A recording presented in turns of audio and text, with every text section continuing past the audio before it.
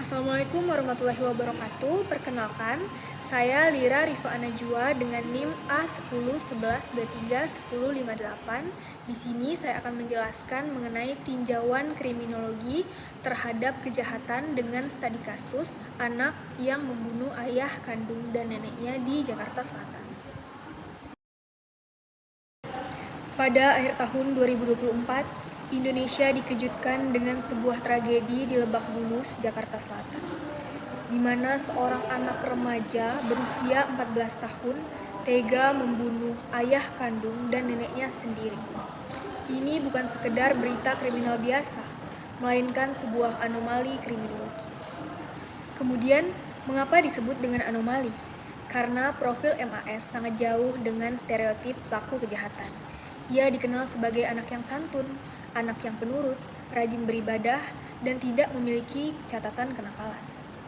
Kemudian motif konvensional seperti narkoba dan dendam juga disingkirkan oleh polisi. Kita dibuat bingung, apa yang mendorong anak baik dapat melakukan kejahatan sedalam ini? Untuk menjawabnya, kita harus mengubah pertanyaan, bukan mengapa ia melakukannya, tetapi apa yang gagal mencegahnya. Ini adalah alasan saya memilih kasus ini, untuk membedah kegagalan kontrol sosial yang tersembunyi. Tragedi itu terjadi pada dini hari Sabtu 30 November tahun 2024 saat kedua orang tuanya tertidur pulas. MAS melakukan persiapan dengan kesadaran penuh. Ia turun ke bawah ke dapur untuk mengambil sebilah pisau, kemudian kembali naik ke kamar orang tuanya di lantai atas. Aksinya pun dimulai. Ayah yang menjadi korban pertama ditusuk berkali-kali secara brutal yang membuat ayahnya meninggal dunia. Kemudian ibunya yang terbangun juga ikut diserang. Namun ibunya berhasil kabur dan meminta pertolongan. Tapi MAS tetap melanjutkan aksinya. Kemudian ia menyerang neneknya dan membuat neneknya adalah korban meninggal yang kedua. Ini adalah tindakan yang menunjukkan niat dan persiapan, bukan suatu reaksi spontan. Setelah pembunuhan, MAS mencoba untuk melarikan diri, namun berhasil ditangkap oleh penjaga keamanan perumahan. Setelah ditangkap, ia menunjukkan bahwa kondisi psikologisnya sangat rapuh. Ia terlihat menangis dan menyesali perbuatannya. Dan yang lebih mencengangkan, ia mengaku melakukan tindakan ini karena mendengar bisikan. Untuk memahami kekosongan kontrol ini, kita akan menggunakan teori kontrol sosial dari Travis Hirschi.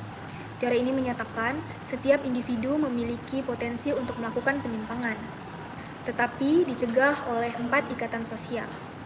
Kejahatan terjadi saat ikatan ini putus, yang membebaskan individu dari kendali norma. Baiklah, kita analisis kegagalan 4 pilar ini pada diri MAS. Yang pertama adalah attachment atau keterikatan. Attachment adalah ikatan emosional, afeksi pada keluarga dan teman. Ini yang menumbuhkan rasa malu untuk mengecewakan. Profil MAS yang tertutup, pendiam, dan jarang bersosialisasi adalah indikasi kuat. Keterikatannya dengan keluarga, meski tanpa konflik terbuka dan mungkin dangkal, ia terisolasi secara emosional.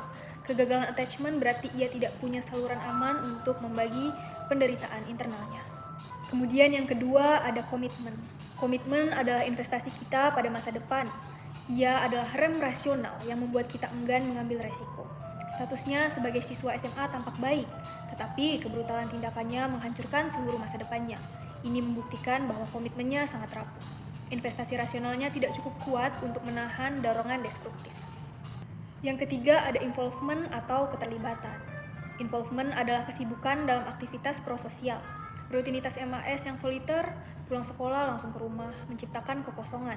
Keterlibatan yang isolatif ini memberi ruang dan waktu tak terbatas bagi tekanan psikologis internal. Alih-alih ia mengalihkannya.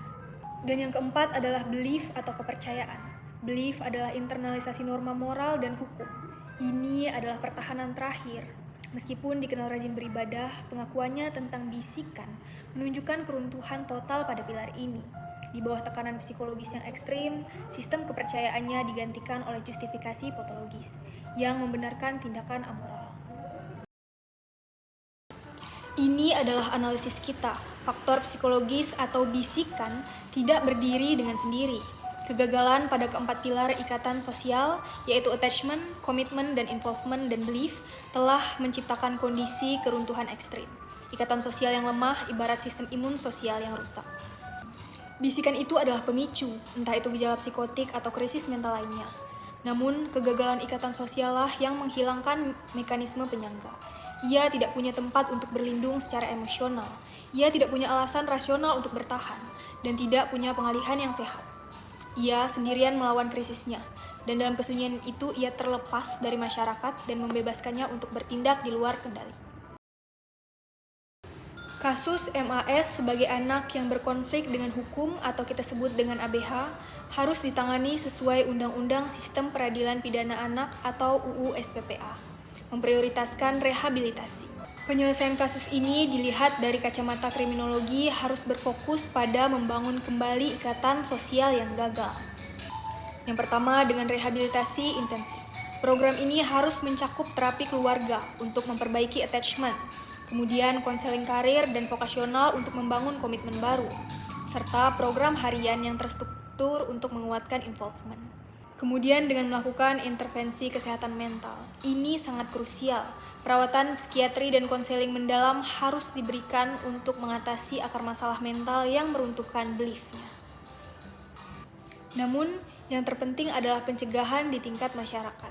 Kita perlu mendorong edukasi parenting yang menekankan dialog emosional secara terbuka, mengintegrasikan layanan kesehatan mental yang mudah diakses di sekolah, dan komunitas untuk deteksi dini. Kemudian menciptakan lebih banyak ruang keterlibatan prososial bagi remaja. Kasus MAS adalah peringatan bahwa konformitas di permukaan tidak berarti kontrol internal yang sehat.